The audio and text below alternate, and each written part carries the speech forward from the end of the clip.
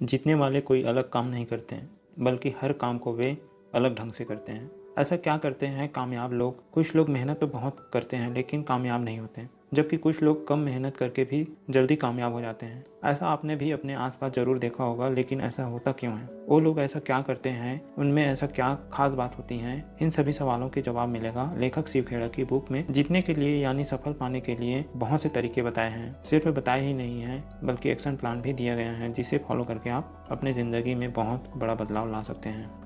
यहाँ पर author example देते हुए कहते हैं कि एक आदमी मेले में गुब्बारे बेचा करता था। उसके पास अनेक रंगों के गुब्बारे थे, जिन्हें मेलों में बेचकर अपना जीवन यापन करता था। जब उसकी सेल कम होने लगती तो वह किसी एक गुब्बारे में हीलियम गैस भरकर ऊपर उड़ा दिया करता था, जिससे उस बच्चे आकर्षित होकर उन गुब्बारों को खरीदने आते थे। तब एक बच्चे ने उनसे पूछा, क्या यह काले रंग के गुब्बारे को भी ऊपर उड़ाएं तो यह भी उड़ेगा? गुब्बारे वाले ने कहा, बेटे, गुब्बारा अपने रंगों की वजह से नहीं, बल्कि उसके अंदर भरी चीज़ों की वजह से उड़ता है। ठीक उसी प्रकार हमारी बाहरी दिखावे की चीज़ें मायने नहीं रखती। जो हमारे अंदर की पॉजिटिव एटीट्यूड, पॉजिटिव थिंकिंग होती हैं, वही हमें सक्सेस होने में मदद करती हैं।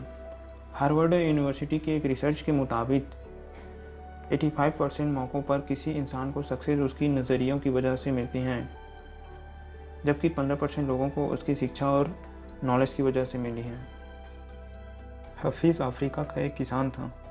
वह अपनी ज़िंदगी से खुश और संतुष्ट था। एक दिन एक अक्लमंद आदमी उसके पास आया।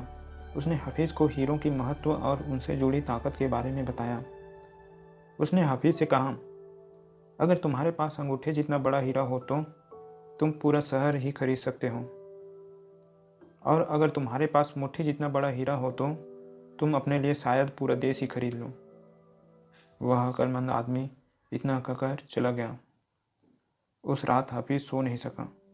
वह असंतुष्ट हो चुका था, इसलिए उसकी खुशी भी खत्म हो चुकी थी। सुबह होते ही हफीज़ ने अपने खेतों को बेचने और अपने परिवार को देखभाल का इंतज़ाम किया और हीरे खोजने के लिए रवाना हो गया। वह हीरों की खोज में पूरे अफ्रीका में भटकता रहा, पर वे उसे वहाँ भी नहीं मिले। स्पेन पहुँचते पहुँचते वह मानसिक, शारीरिक और आर्थिक स्तर पर पूरी तरह टूट चुका था। वह इतना मायूस हो चुका था कि उसने नदी में कूदकर खुदकुशी कर ली। इधर जिस आदमी ने हफीज़ के खेत खरीदे थे, वह एक दिन उन खेतों से होकर बहने वाले नाले में अपने ऊँटों को पानी पिला रहा था। अभी सुबह के वक्त उग रहे सूरज की किरणें नाले के दूसरी ओर पड़े एक पत्थर पर पड़ी और वह इंद्रधनुष की तरह जगमगा उठा। यह सोचकर कि वह पत्थर उसकी बैठक में अच्छा दिखेगा, उसने उसे उठाकर अपनी बैठक में सजा दिया। उसी दिन दोपहर में हफीज़ को हीरों के बारे में बताने वाला आदमी खेतों के इस नए मालिक के पास आया। उसने उस जगमगाते हुए पत्थर को देखकर पूछा, क्या हफीज़ लौट आया?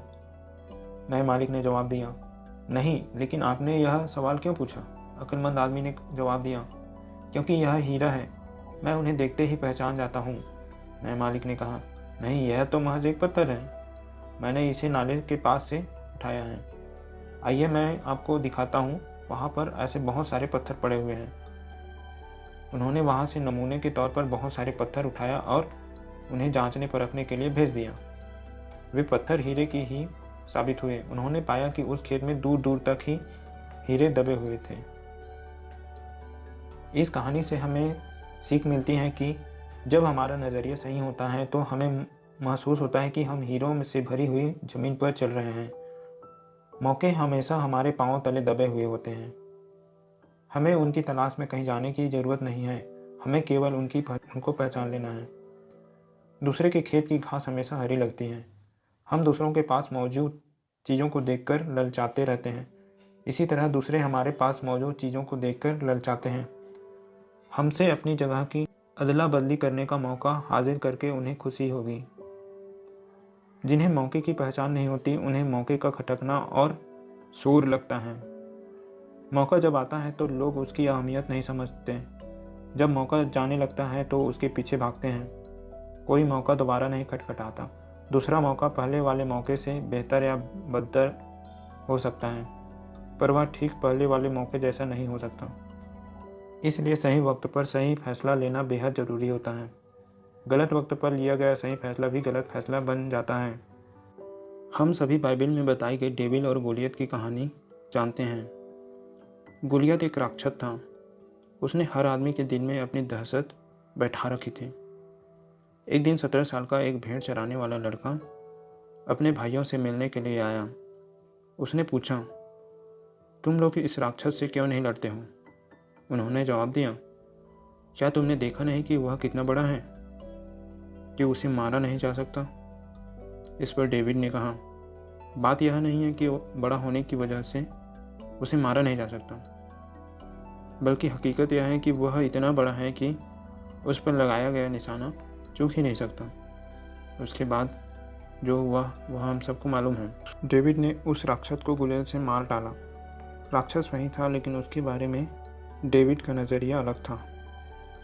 हम नाकामयाबी को कैसे देखते हैं, यह हमारे नज़रिए से तय होता है। डेविड ने उस राक्षस को गोलियत से मार डाला। राक्षस वही था, लेकिन उसके बारे में डेविड का नज़रिया अलग था।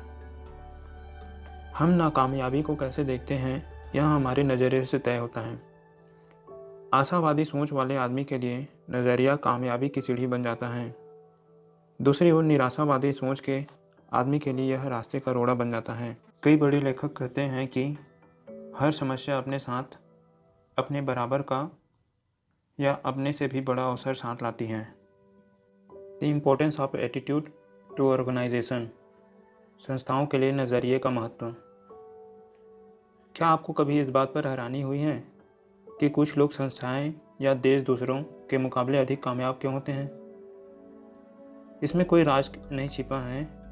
वे इसलिए कामयाब होते हैं कि वे दूसरों के मुकाबले अधिक असरदार ढंग से सोचते और काम करते हैं। वे अपनी सबसे कीमती जायदाद यानी लोगों में निवेश करते हैं। कैलगरी टावर की ऊंचाई 190.8 मीटर है।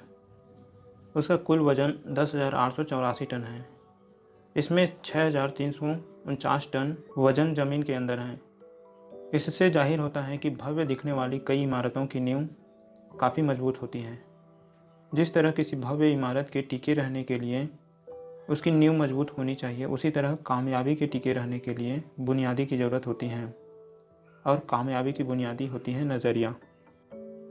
ऑथर कहते हैं, मैंने दुनिया की कई बड़ी कॉरपोरेशनों के आला अफसरों से बात की और उनसे पूछा, अगर आपके पास जादू की छड़ी हो और आपको केवल एक ऐसी चीज़ बदलनी हो जिससे आपको तरक्की मिल जाए, साथ ही उत्पादकता और लाभ भी बढ़ जाए, तो आप किस चीज़ को बदलना चाहेंगे? सबका जवाब एक ही था। उनका कहना था कि वे अपने लोगों का नज़रिया बदलना चाहेंगे। नज़रिया बेहतर होने पर लोगों में टीम भावना बढ़ेगी, बर्बादी कम होगी और वे ज़्यादातर वफादार हो जाएंगे। कुल मिलाकर उनकी कंपनी में काम करने का बेहतर माहौल बन जाएगा। तजुर्बा बताता है कि किसी भी व्यापार की सबसे कीमती पूंजी उससे जुड़ी लोग होते हैं। पूंजी या औजारों से लोगों की कीमत अधिक होती है। बदकिस्मती से सबसे ज़्यादा मानव संसाधन ही व्यर्थ या बेकार चला जाता है। लोग आपकी सबसे बड़ी संपत्ति बन सकते हैं या सबसे बड़ा बोझ भी बन सकते हैं। यह सच है कि हम अपने मिजाज की कुछ खासियतों के साथ पैदा होते हैं, लेकिन बाद में हमारा जो नज़रिया बनता है उसे ख़ास तौर से ये 3 बातें तय करती हैं: माहौल, तजुर्बा, शिक्षा।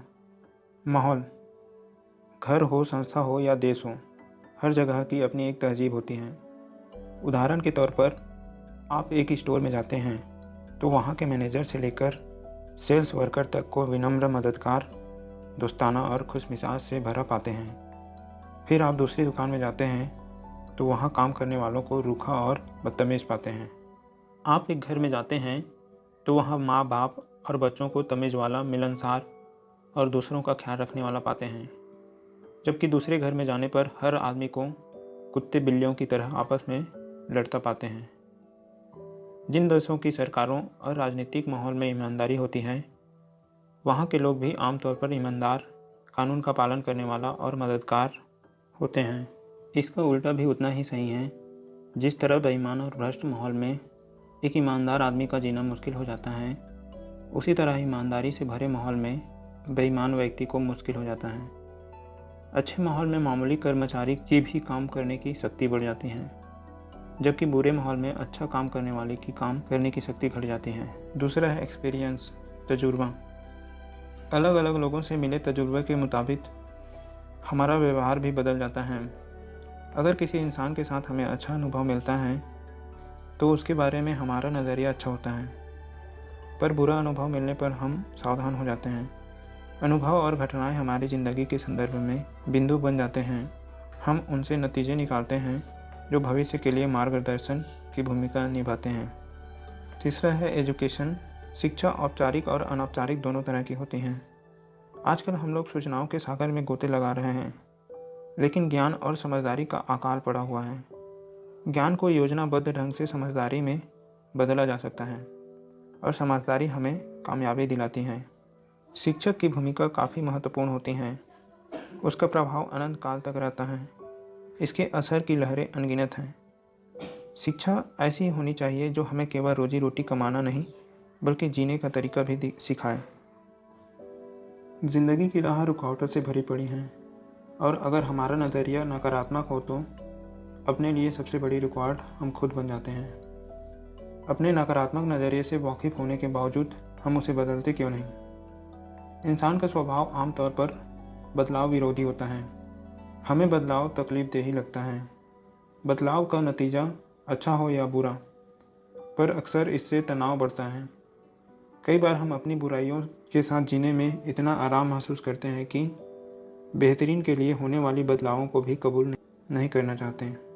हम बुरे ही बने रहना चाहते हैं। चार्ल्स डिकेंस ने एक ऐसी कैदी के बारे में लिखा है जो सालों तक एक काल कोठरी में कैद रहा। सज़ा काट लेने के बाद उसे आज़ाद कर दिया गया। उसे काल कोठरी से बाहर खुली धूप में लाया गया। उस आदमी ने अपने चारों ओर देखा। कुछ देर में ही वह अपनी इस नई आज़ादी से परेशान हो गया। उसने वापस काल कोठरी में जाने की इच्छा जाहिर की। वह आज़ादी और खुली दुनिया के बदलावों को कबूल करने के बजाय काल कोठरी, अंधेरे और हथकंडों में ही सुरक्षा और आराम महसूस कर रहा था, क्योंकि वह उनकी आदी हो चुका था। एक अनजाने संसार के साथ तालमेल कायम करने का तनाव उनकी बर्दाश्त से बाहर होता है। इसलिए वे जानबूझकर और अपराध करते हैं ताकि उन्हें वापस जेल में भेज दिया जाए। वहाँ उनकी आज़ादी पर भले ही पाबंदी रहती हो, लेकिन उन्हें अपने बारे में कम फैसले लेने पड़ते हैं। अगर हमारा नज़रिया नकारात्मक है तो हमारी ज़िंदगी सीमाओं में कैद है। ऐसे नज़रिए की वजह से हमको अपने काम में सीमित कामयाबी ही मिल पाती है। हमारे दोस्तों की तादाद कम होगी और हम ज़िंदगी का कम आनंद उठा पाएंगे। अगले अध्याय में सकारात्मक नज़रिया विकसित करने के तरीके के बारे में चर्चा करेंगे। हो सकता है कि सकारात्मक नज़रिया विकसित करने के लिए हमको थोड़ा तनाव झेलना पड़े और बदलाव की वजह से अनिश्चितता भी महसूस हो, पर यकीनन हमें इसका लाभ मिलेगा।